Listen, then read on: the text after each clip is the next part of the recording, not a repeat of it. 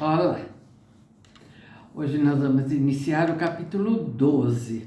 Ele é longo, talvez eu divida em 3 partes, tá? Vamos ver.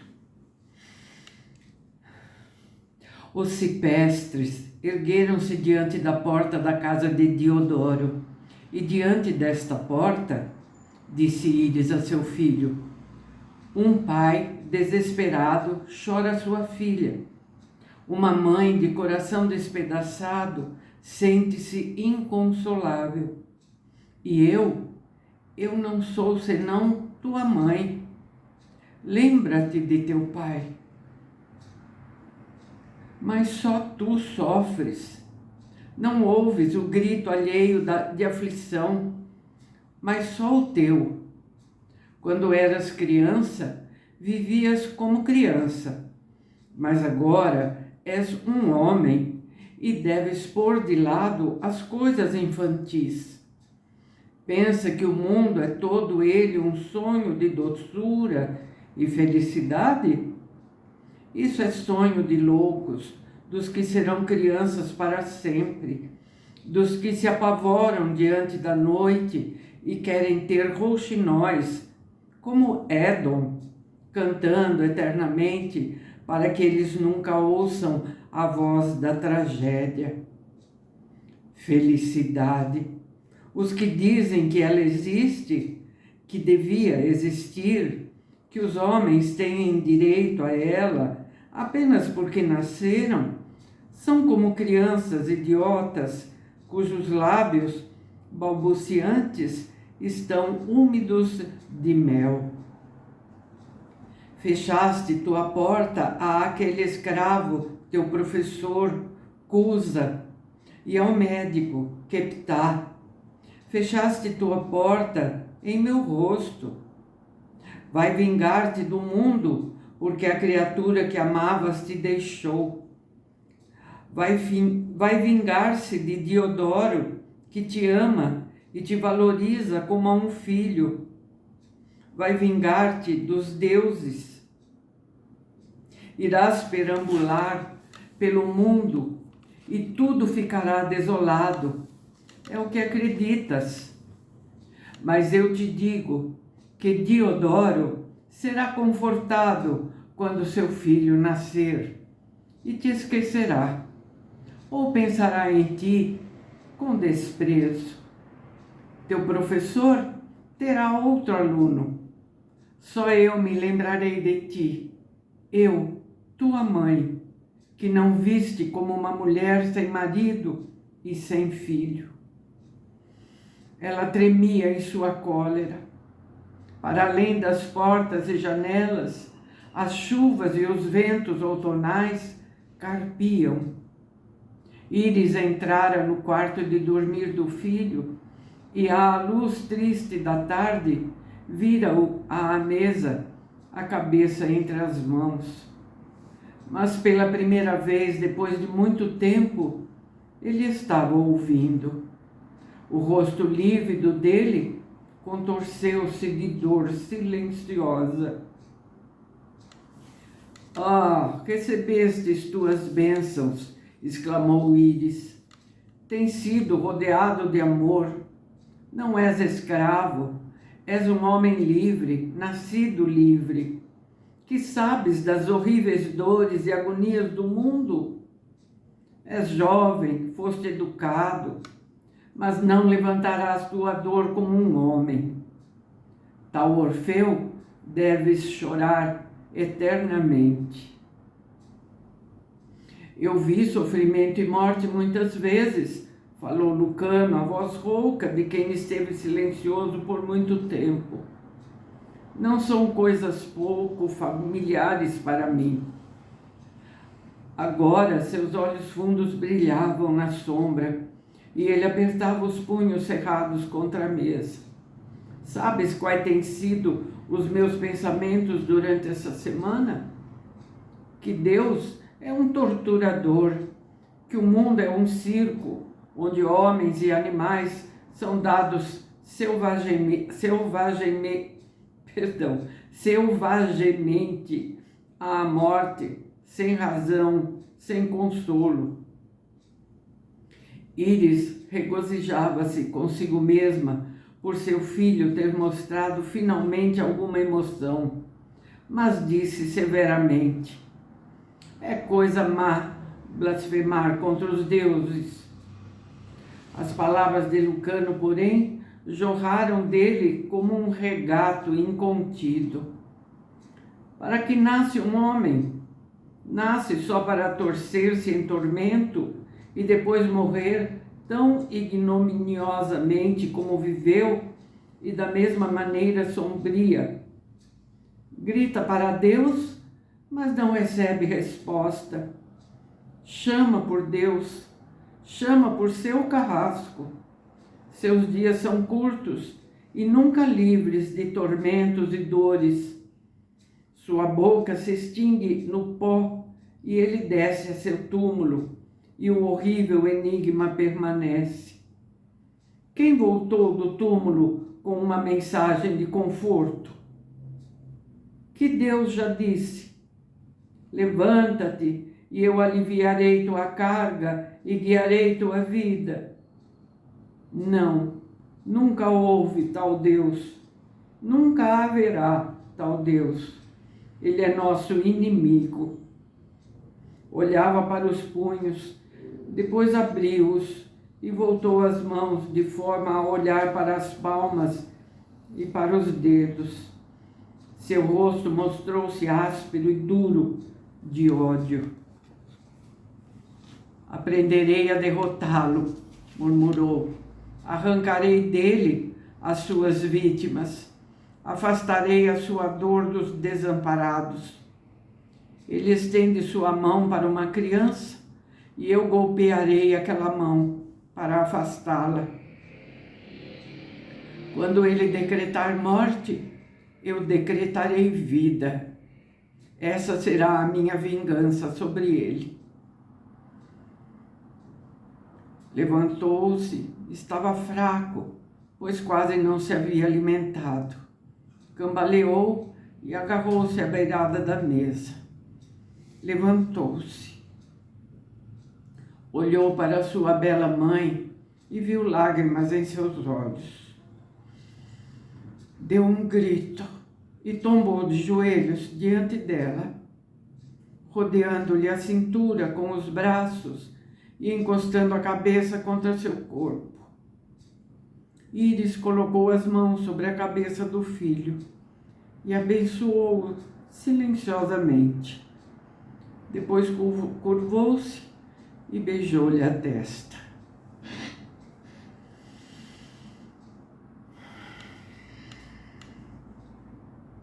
Hipócrates disse que esta coisa odiosa às vezes tem cura espontânea, disse Queptá.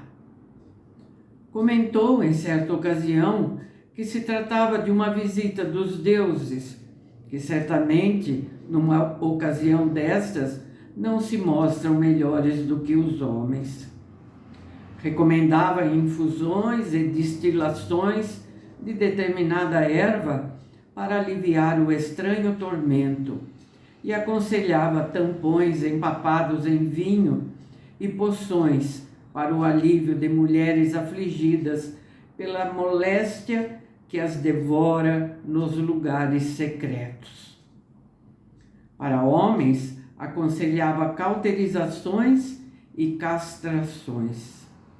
Supunha tratar-se de uma doença que atacava apenas partes particulares, embora se contradiga em algumas de suas afirmativas.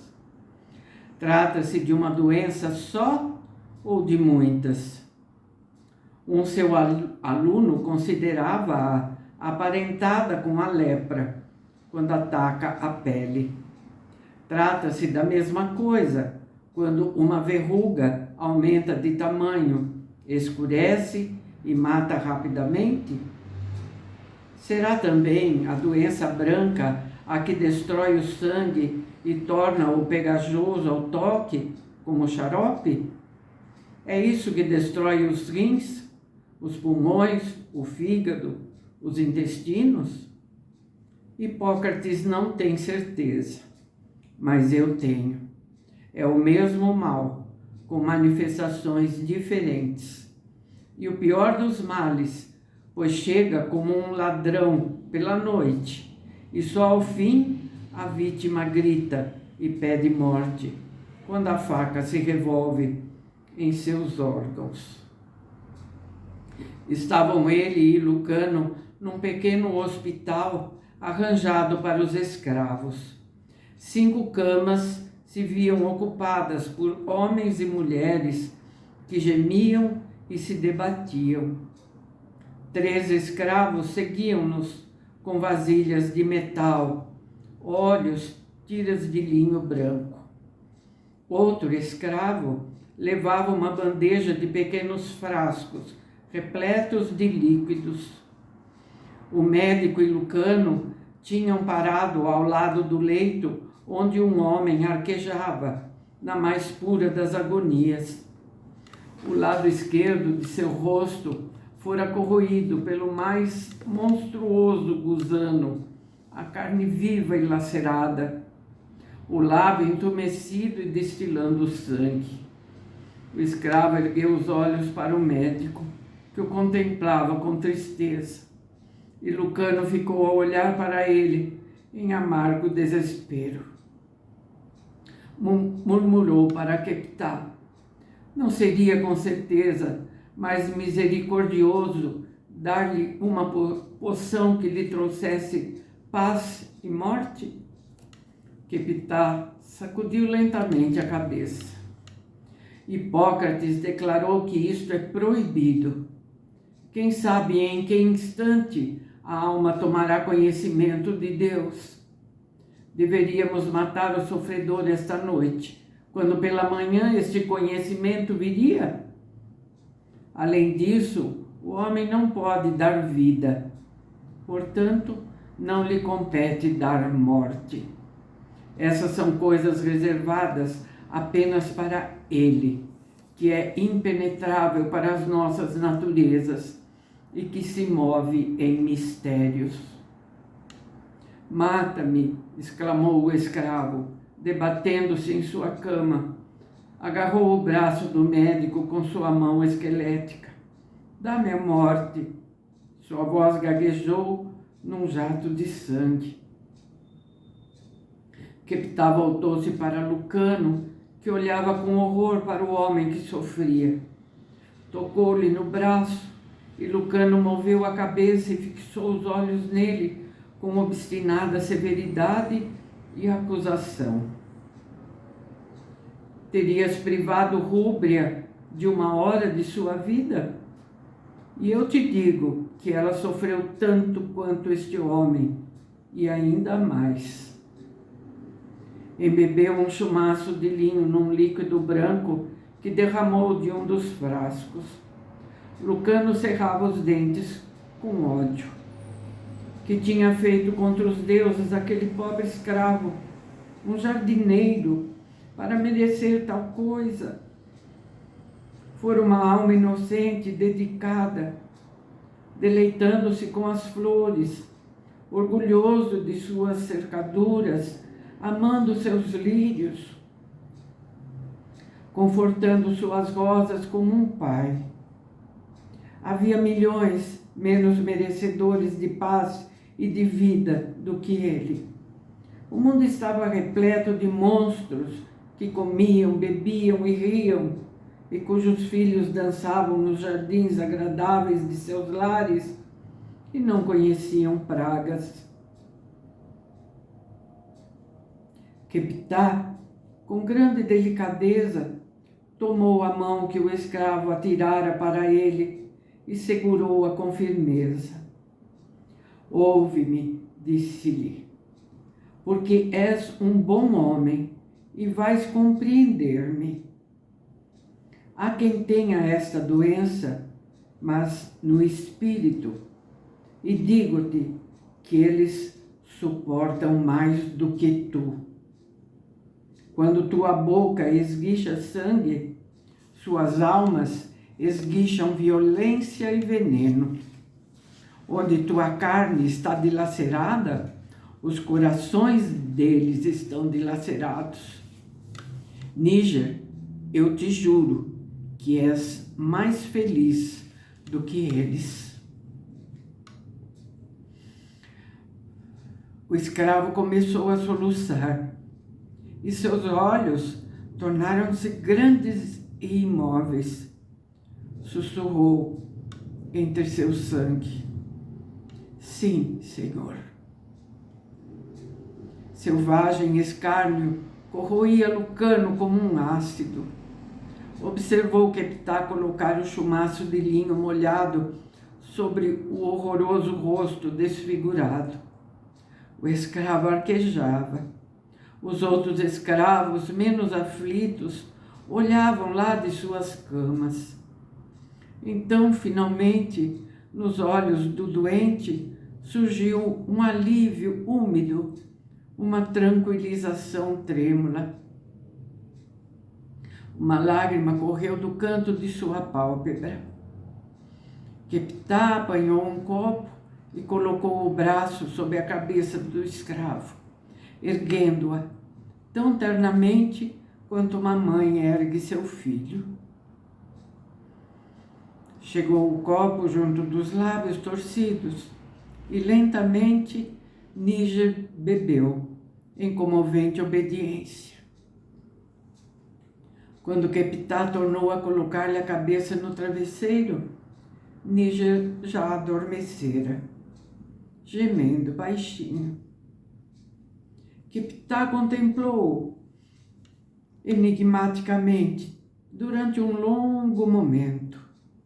Seu rosto moreno, com os olhos encurvados, mostrava-se impenetrável.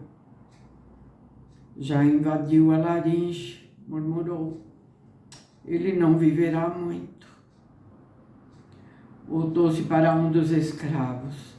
Dá-lhe esta poção quando ele não puder suportar mais. Porém, nunca antes que se tenham passado 3 horas da última dose, segundo a clepsidra. E isso é tudo quanto podes fazer, exclamou Lucano. Não, se ele tivesse me procurado quando a primeira ferida, pequena, dura e branca, apareceu na parte interna de sua face, eu o poderia ter destruído. Eu a poderia ter destruído, queimando-a com um ferro quente. Ele só me procurou quando sentiu dificuldade de engolir, e as partes internas de sua boca sangravam, corroídas, os tecidos desfazendo-se. Lembra-te que, seja a doença do espírito ou da carne, o melhor é procurar auxílio e conselho logo ao começo. Mais tarde, tudo estará perdido. Dirigiram-se para o leito de uma escrava que sofria pouco menos que Níger. Tinha a cama suja pelas exonerações de sua vagina. Keptá voltou-se para um escravo e exclamou: não te disse que mantivesses a roupa seca e limpa? Isso é veneno que está saindo dela. Vou fazer queixa de ti no capataz. Portanto, prepara-te para ser açoitado. Senhor, eu tenho outros serviços, choramingou o escravo. Não há serviço maior do que curar ou aliviar o sofrimento. A medicina é verdadeiramente a arte divina. E chega, trabalha melhor, e eu esquecerei o açoite. A moça escrava, apesar de descabelada e febril, era bonita e atraente. Keptá tocou-lhe a testa para sentir-lhe o calor e disse a Lucano. Ela tentou fazer em si própria um aborto com um instrumento sujo e primitivo que os selvagens usam. Este é o resultado. Eu não podia ter um filho nascido na escravidão, chorou a moça.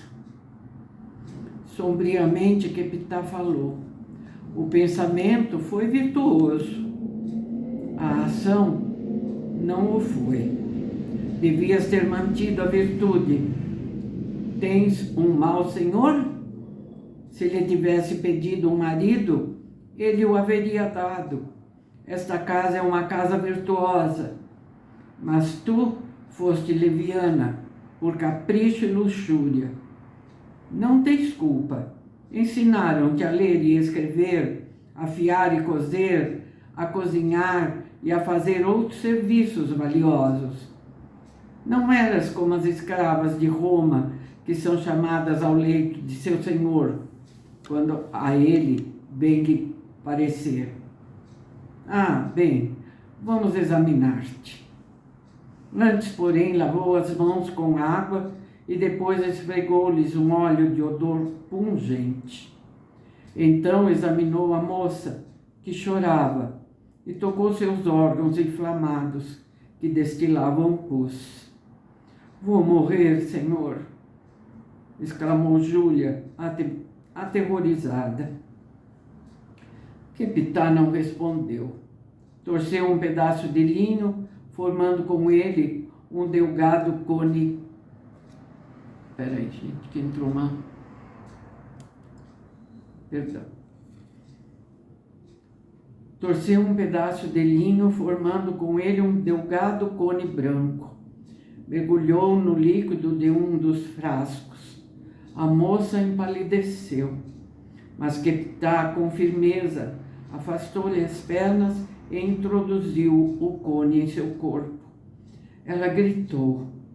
O ar estava cheio de um odor aromático. Deixa o tampão permanecer até a noite, ordenou Keptá ao escravo, que era seu assistente. Depois tira-o e trata de destruí-lo. Está contaminado e é perigoso. A seguir, lava os órgãos com água corrente e limpa. Faze outro tampão e deixa que ela mesma o coloque. Doerá menos. Deu umas pancadinhas na mão úmida da moça, apresentou-lhe algo para beber e disse-lhe: não morrerás, eu espero.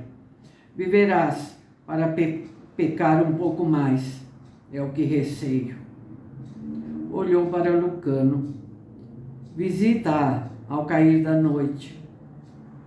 Renova as minhas ordens. Por que censuras esta pobre criança? Perguntou Lucano, ressentido. Ela é maior do que a sua natureza, que foi Deus quem lhe deu. Ele deu-lhe seus instintos normais. Quando os instintos normais podem ser perigosos, então é preciso controlá-los, disse Keptá. E o que é normal? O mundo?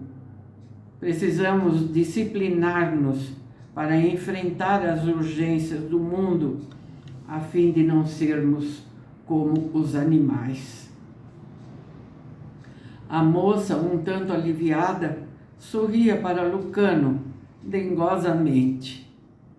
Ele desviou o olhar e afastou-se, triste, mas revoltado. As janelas estavam abertas e o fresco ar invernal, bem como as brisas, enchiam o aposento. Ar e luz são inimigos da doença, dizia Keptá, contra o ponto de vista dos outros médicos.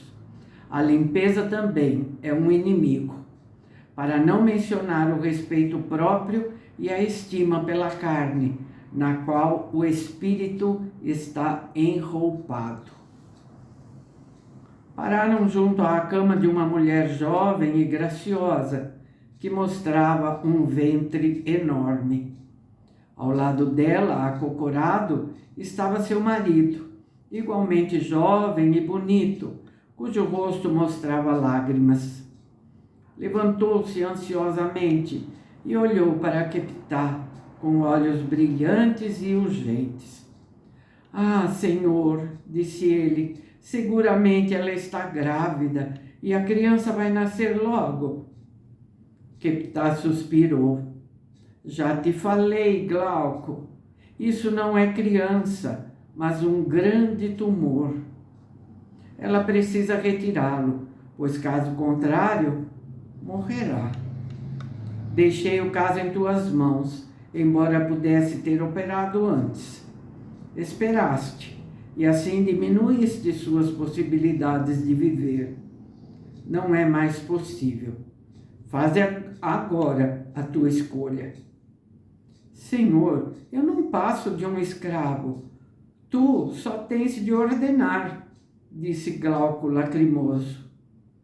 Keptá sacudiu a cabeça. Homem algum é escravo, por muito que esteja amarrado e encadeado, até que admita ser um escravo. És um homem. Devo salvar tua esposa agora, ou esperarás que ela morra? Morrerá sem dúvida, se não fizer a operação. Poderá, talvez, viver, se eu a fizer. Voltou-se para Lucano. Apalpa-lhe o ventre, disse. Lucano estava cheio de piedade por aquela jovem e estoica mulher, que não chorava, apenas sorria corajosamente. Levantou-lhe a camisa. Seu ventre estava liso e cortado de veias como o mármore e luzia pela tensão da pele esticada. Apalpou-o cautelosamente, fechando os olhos para concentrar-se através dos dedos delicados. Do lado direito era como se apalpasse uma pedra, mas havia um gorgolejar de líquido e algo de esponjoso quando ele moveu os dedos para o umbigo. Tenho certeza de que não se trata de um carcinoma, disse ele a Keptá, que anuiu satisfeito. É um tumor lipoide e de soro, disse o médico. Muito comum. Eu deveria ter removido isso há muitos meses, mas este casal desejava muito um filho e acreditou que o tumor fosse isso, depois de 3 anos de casados. O tumor está preso ao ovário direito, que terá de ser também removido. Então ela não terá filhos, exclamou Glauco. Ou só terá menina? Não sejas tolo, ralhou Keptá. Aristóteles afastou a antiga teoria de que um ovário produz uma menina, ou um rapaz, ou um testículo produz apenas um sexo. Tua mulher ficará com o ovário esquerdo, e isso dela ter mais tarde um filho ou uma filha é a misteriosa escolha de Deus. Socou algumas folhas frescas e acres num almofariz, acrescentou um pouco de vinho e deu a mistura a Hebra, que a tomou obedientemente. Keptá disse a um dos escravos: fica com ela e dá-lhe um grande copo de vinho, depois outro. Quando adormecer, chama-me. Os olhos de Hebra estavam começando a fechar-se, enquanto o marido a observava temeroso. Ela ergueu languidamente a mão bondosa e acariciou-lhe o rosto, consolando-o. Podes observar que as mulheres têm menos medo da morte e da dor do que os homens, disse Keptá a Lucano, enquanto iam para junto de outra cama. Será fé? Ou, como as mulheres são realistas, aceitam a adversidade com melhor espírito? Lucano relanceou os olhos para ele, sombrio. Talvez, pensou, todos aqueles comentários tivessem sido dirigidos para ele, na primeira manhã de sua volta à casa de Diodoro, e as lições do médico fossem farpas sutis e censuras para a sua sensibilidade. Sentia-se encolerizado e envergonhado. a visita continua e nós voltamos no próximo vídeo para continuar então esse capítulo, tá? Como eu falei, é longo e eu vou, como eu disse, dividi-lo, tá bem? Então é isso. Como trata-se de um livro que fala muito de medicina, né? Esse tipo de assunto não poderia faltar, tá certo? Mas muito aprendizado nos diálogos aqui, não é? Muito aprendizado. Tá bem, minha gente? Obrigada, viu, pela companhia e até o próximo vídeo. Não se esqueçam, tá bom?